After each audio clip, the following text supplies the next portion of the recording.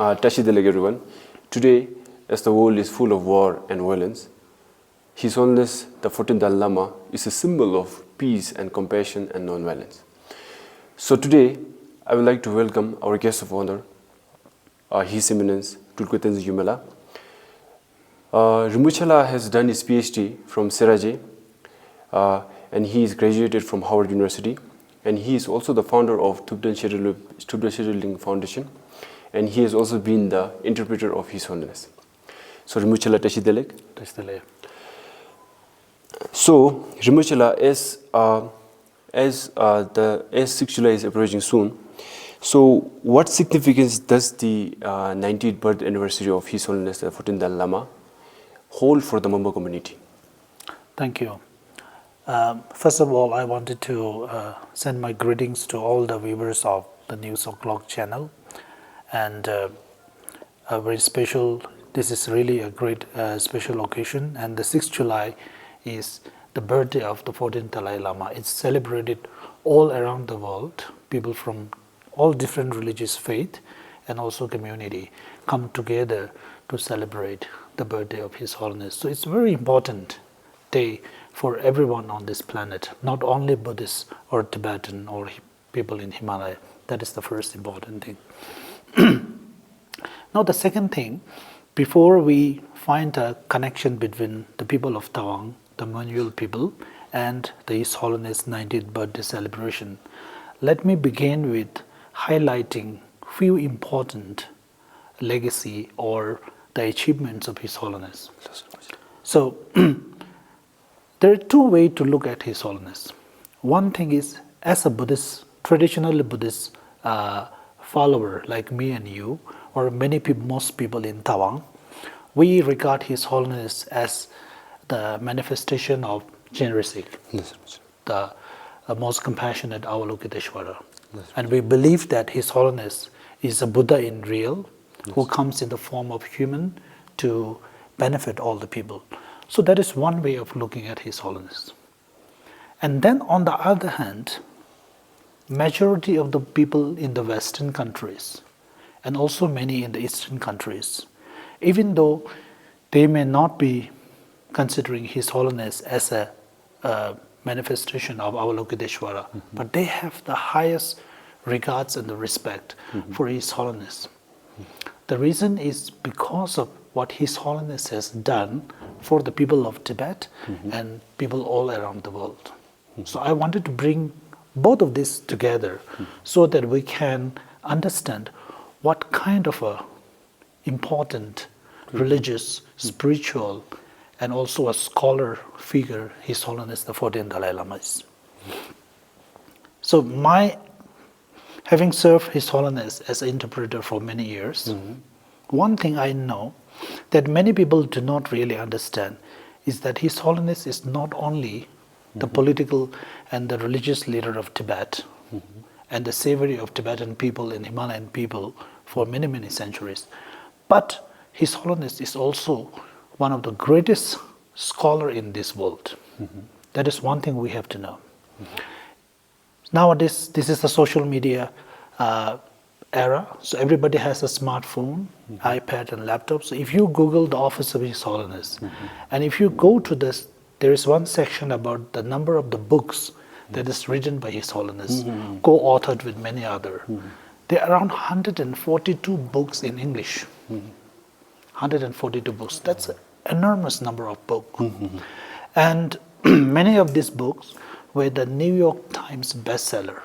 For example, The Art of Happiness, and also The Ethics for the New Millennium.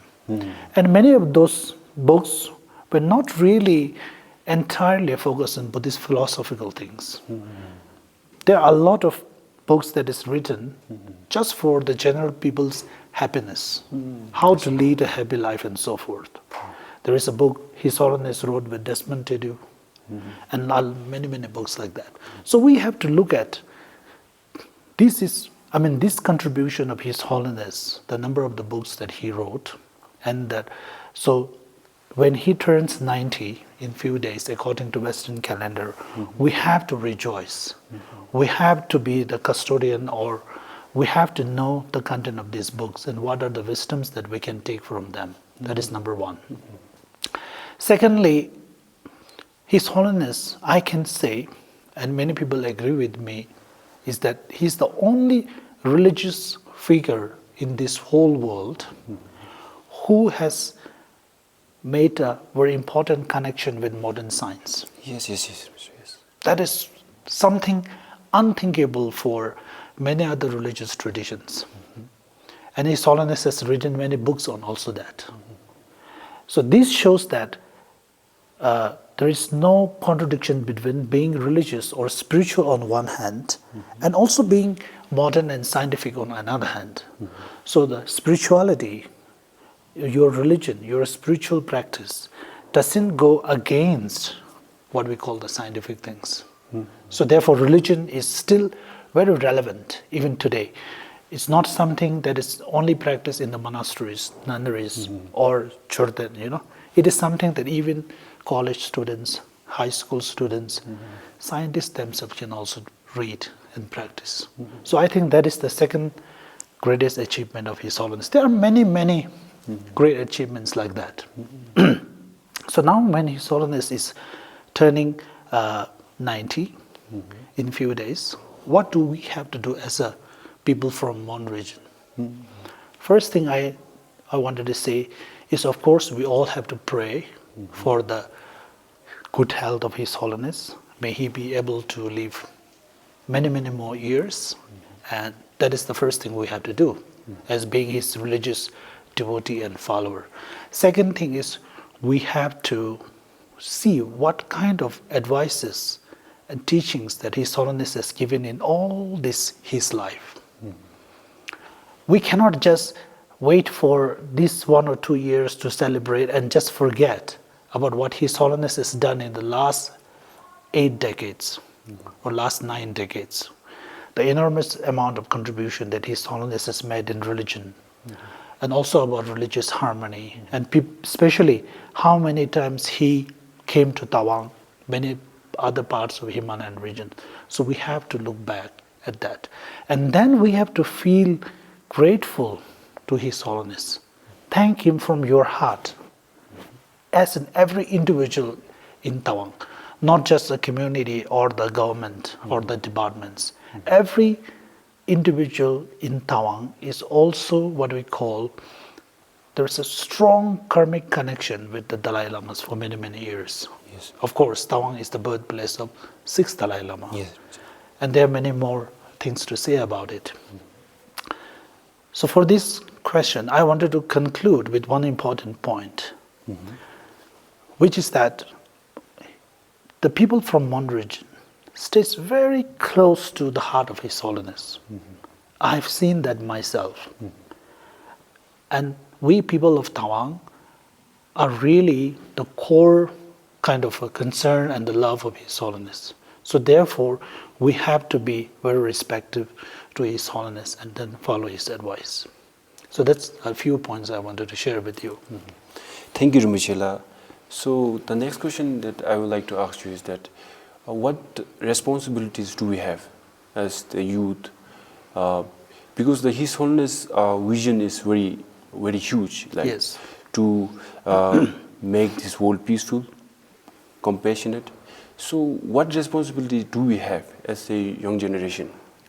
So this is a very important question and also a great reminder for everyone that as an individual, what we can do.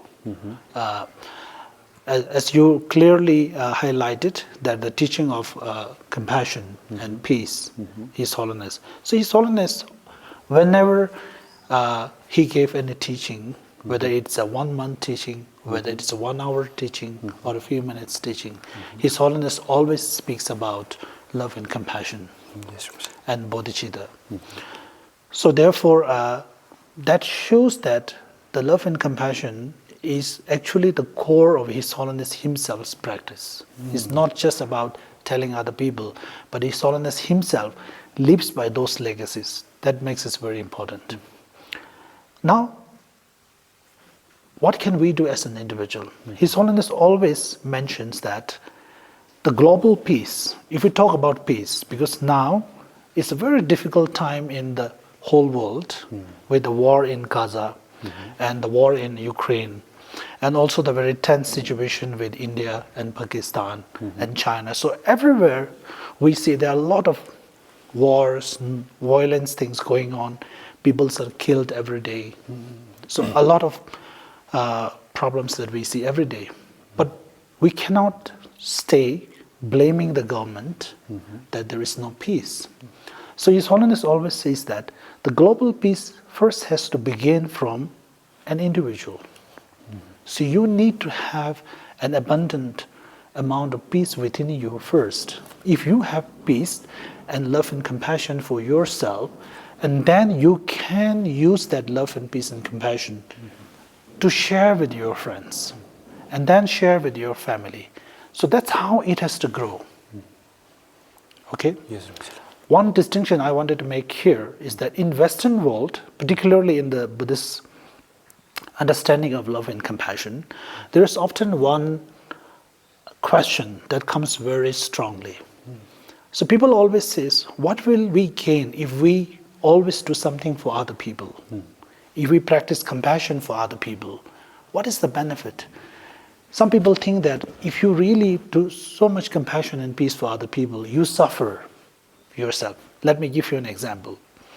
For example, there was a story published by, I think, National Geography, or I don't remember the magazine exactly, or maybe BBC, that a journalist, a BBC journalist, the fact has to be checked, okay, the name and the country, but this journalist traveled to a war-ridden country in Africa.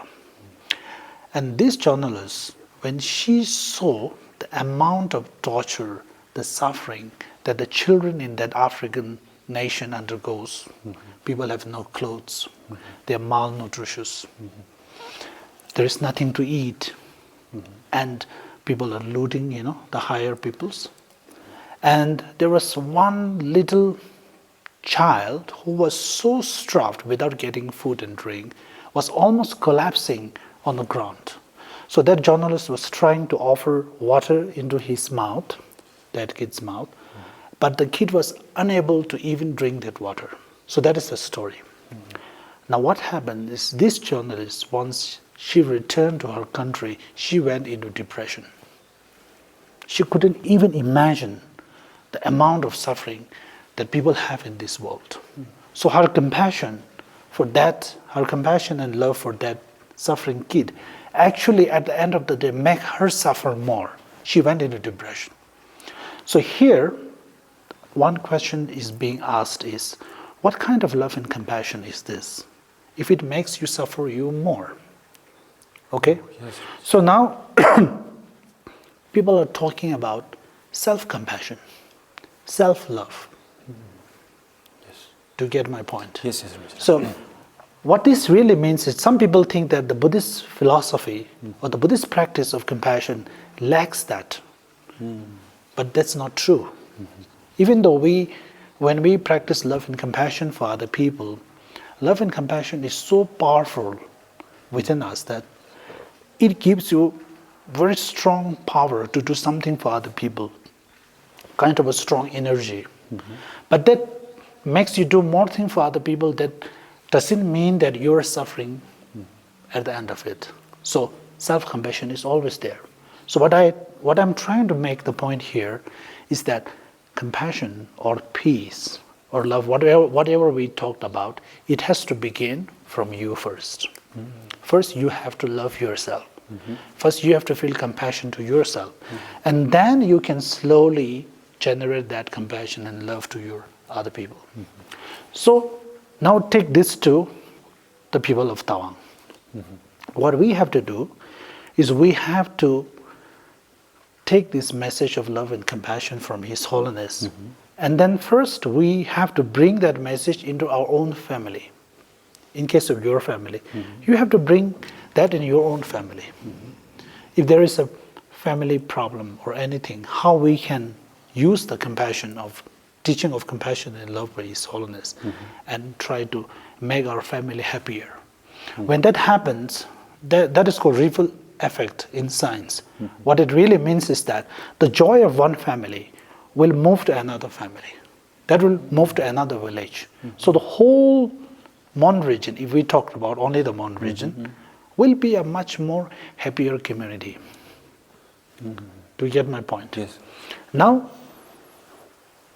the Tawang and the Mon region is praised by many, many people.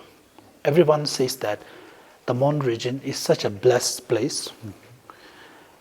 So many great religious leaders and the figures always come to Tawang and give teaching. People receive teaching from every masters. So we, as a people of Tawang, have a huge reputation all over the India and the world. So now, that is due to the kindness of our elder generations. Now, how do we have to maintain the younger generations like you and me, or maybe your kids, or the people who are just graduating nowadays, or people who are working in the departments now, who are in the 20, 30, 40 years, who are the real assets of Tawang? We have to ask ourselves questions. Are we really practicing compassion?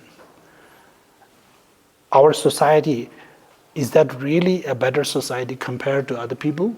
Are we more compassionate? So this is a question that we have to ask. And then, if there is any lacking, we have to go back to our roots and try to resolve it, so that our very nature or our very core practice of Tawang, the Mon region as a loving nature, should grow further and further. So that is how we have to do. That is our responsibility. Thank you, Rinpoche. Thank you, Rinpoche. So, as you said about that, how should we practice Buddhism? How should the younger generation practice Buddhism? So, as we have traditionally been a Buddhist community. Yes. So, traditionally been Buddhist community, and wherever I go, like wherever we go, they say that you Mamba people are like very, very calm, very peaceful, very compassionate. So, is there anything that made us very compassionate and this whole thing? So that's exactly what we have been discussing before. So, for example, these kind of people, when they praise you that the people from Mon region are very lovely nature, very calm, compassionate compared to other people, when we talk about that, that is not due to just 1 or 2 years. It took the people of Mon maybe many, many centuries to gain such a thing. The community as a whole to develop in that kind of nature, it takes a lot of time. It takes years, decades, even centuries. So that's what I'm trying to tell you is that the history of the Mon goes many, many centuries, even during the king of Tibet, 𝗬𝗪𝗓𝗪, all the way from there. And also the 6th Dalai Lama was born in Mon Tawang. And even before that, many, many other great religious. So, do you know why these great religious leaders like His Holiness takes rebirth in the place? So, the place has to be the suitable and appropriate for their birth, their reincarnation, to come to that place. So, as you are saying, if people are saying that the Mon people are good-natured, calm and happy, it's a kind of a tribute to us. It's something that we can be happy about it. But that does not mean that we can just stay and stay satisfied. We have to still make a lot of effort about how we can improve from there. Okay, we have to, how we can bring it to another level. That is one thing. Now the second thing, as the world is changing very fast, things are also changing in Tawang and the Mon region. Yes. So this kind, humble, humility nature of Mon people, if we do not be careful, this will not last forever. Yes. Nowadays people are after power. I'm not talking about Tawang. All over the world, people goes after power. People goes after their fame, name. People runs after money. So all of those things. So people of Mon are also humans like any other community. So we all will also one day lose this very important religious culture of our community. So we have to work hard towards it. So before, when you start the question, you talked about the people of Tawang as a very genuine Buddhist practitioner. And now your grandparents, your parents, and maybe even your generations, we can say we are all religious practitioners. But how about our next generations? How about your kids who are now 10 to 15 years old? When they become adult, when they took the charge of serving for our community, will they be also the same kind and compassionate nature as our ancestor? That is a big question mark. It may not be. So therefore we have to find new ways. So which I wanted to add here is that how can we bring those Buddhist teachings and practice to the common people? Yes. That is an important question. Now the time has changed. His Holiness always mentioned that these Buddhist practices and teachings now cannot be only restricted to monasteries or nunneries. Okay? You know that in the last 3 days, there is a great religious convention gathering happening in Dharamsala. Yes. Where all the great religious leaders from all over Buddhist leaders, Tibetan Buddhist leaders from all different sects are gathered there.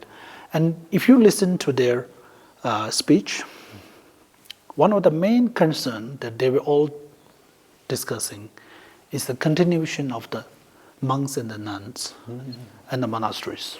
People, monks and nuns are getting lesser and lesser in the monasteries. So one day a time may come where the big monasteries may not have enough students as monks and nuns. But if the number of the monks and nuns are going down, does that mean that the practice of Buddhism, the great Buddhist teaching, is it also going down?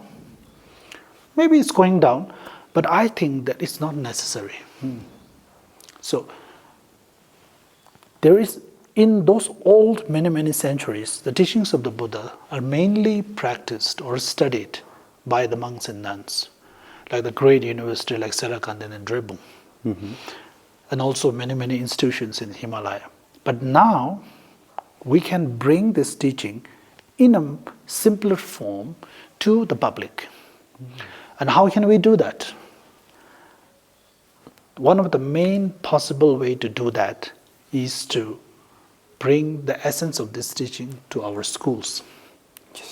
And that's where one of the greatest legacy of His Holiness is about what His Holiness calls secular ethics.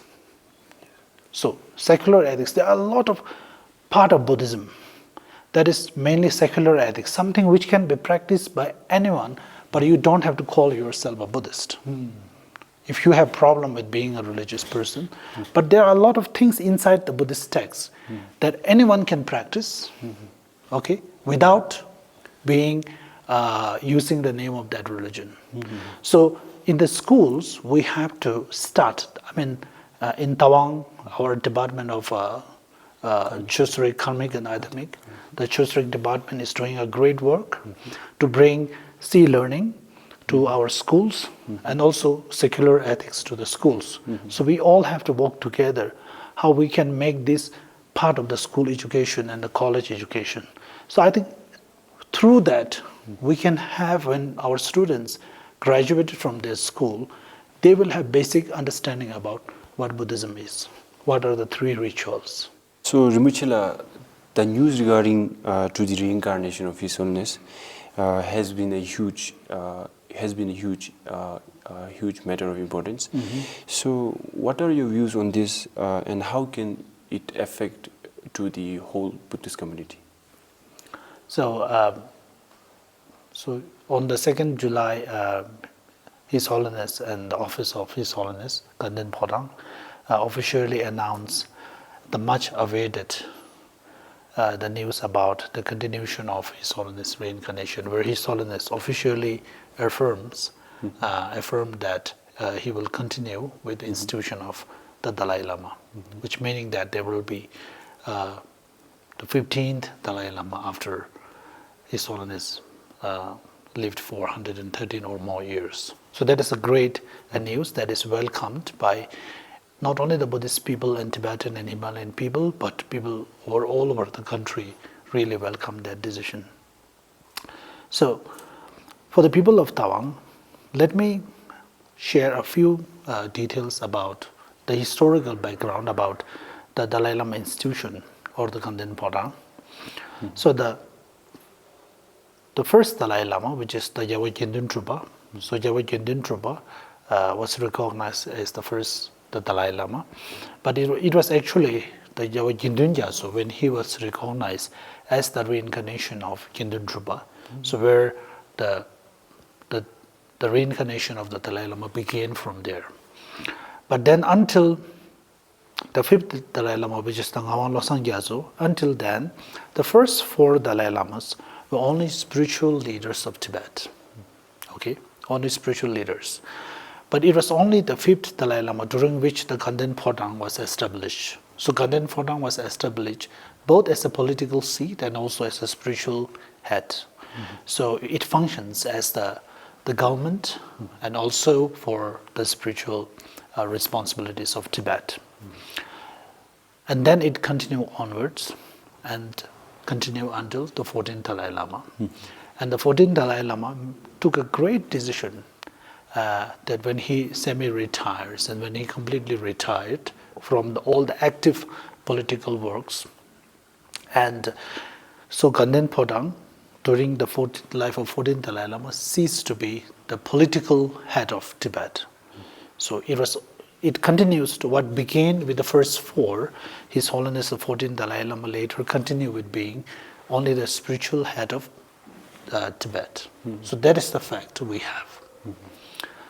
And then the Central Tibetan Administration was formed separately to look after the political activities of Tibet. So that is the history we have. But now, the reincarnation system by itself is a unique thing for Tibet. If we look at Buddhism in India, from the Lord Buddha's time and until now, there has never been such a system called reincarnation that we find. It was only in Tibet, and from Tibet it went to Mongolia, and maybe some federations of Russia such as Kalmyk, Buryat and so forth, and the Himalayan regions. So apart from that, none of the other Buddhist countries like Thailand, Burma, Sri Lanka, Bangladesh, Japan, Korea, none of them has this system of reincarnation as a formal recognition of a young boy or a girl to be the reincarnation of the previous Lama. That system doesn't exist apart from Tibet and the neighboring regions. So that's one important thing we need to keep in mind. So the reincarnation began with the 𝗕𝗏𝗹, with the 𝗕𝗏𝗹𝗂𝗃𝗵 being recognized as the reincarnation of the first 𝗕𝗏𝗹. That is when the reincarnation started in Tibet. So the reason why it started, there was a special purpose behind it. So when the high master or Lama passes away, during his lifetime, he has given teachings, he has written books, he has a lot of followers and students in the community. So there is a strong religious, spiritual and karmic connection with his people. And often when these masters passes away, there is a remainder task that the new reincarnation has to complete. Okay? So therefore, a newer reincarnation comes. And then the recognition of reincarnation, if you have watched the Kundan movie, you will see how it is recognized. Selection of the search team is formed and all these procedures are followed. Okay? So that's how the reincarnation came to Tibet. Now, for the Dalai Lama institutions, so if I may add one more thing. So His Holiness the 14th Dalai Lama always says that, so Dalai Lama institution was formed under a special purpose to protect, preserve and promote the Tibetan religion and culture and for the Tibetan people and all the Himalayan region Buddhist people. So therefore His Holiness always mentioned that it is for the followers, the Buddhist people in Tibet and Himalayan regions to decide whether there should be a next Dalai Lama or not. So many people become interested in that topic, and so therefore in 2011, His Holiness officially passed a resolution that when he gets to an age of 90, then he will make it public, officially announcement about the next Dalai Lama. So that's what we heard recently on the 2nd July. So this will definitely have a great effect to all the Buddhist communities over the world, because His Holiness, during his lifetime, the amount of work that he did for the world peace, global peace and love, is admired by each and everyone in the world. And it is very disrespect to talk about the 14th Dalai Lama's reincarnation as a Buddhist when he is still alive, very healthy, but due to a special purpose, we are discussing this. So the Dalai Lama institution and the profound teachings of the Dalai Lama has to continue for many more years, many more decades and centuries. So therefore, there is a need for another reincarnation to come and take over the 14th Dalai Lama's continued legacy of promoting peace and love to all over the world. Because the whole world needs the Dalai Lama's message more than the way Buddhist community. We can imagine the amount of war, the violence, things are happening in the world. So therefore, that's why this news comes as a very special to everyone in the world. Thank you, 𝗔𝗵𝗃𝗏. And lastly, I would like to ask you that if you have any message for the people of Mon. I do not have any particular special message for the people of Mon. So we are a great community. So it's a very harmonious community. We have a great political leadership. We have a great spiritual leadership. So there's nothing to complain generally. But I only have one request, is that there is some work that we need to do on the education sector. So I'm not talking about the schools or colleges or generally. So generally people, especially the younger students in Tawang, they need to look beyond the borders of Tawang. They need to look beyond the government job or those things. So we need, of course we do have, but still we need more students who can do further studies in great universities in India or come up with their own entrepreneurships. We need more writers, we need more historians, we need singers, we need artists. So people, what I'm trying to say is that our young students, we have to bring them up in such a way that when they grow up, their mind will be broader. They will be free to choose their career. There are a lot of career options in this world. And not only in India, even beyond India, United States, Europe, Japan, there's so many universities and those things where our students must go. Our students also must go and see the whole world and come back and then make our land a great place. So I think that this is only my small request, that we need each and every family in Tawang, they need to send their kids to school. Even today, I heard that there are some parts, some families in very remote places where they don't send their kids to student. Maybe during harvest time, when you plow rice or those things, it may be very important work for the family, but one should always send your kids to the school. One shouldn't keep our kids at home because there is some work at home. So that will really harm their future. So the government has opened a lot of schools. There are a lot of private schools, so we must send. That is the first thing, and that is my request for everyone. So thank you so much for having me. Thank you, 𝗔𝗵𝗃𝗏, for your precious time. And thank you, everyone. Thank you, all the viewers. Thank you. Thank you.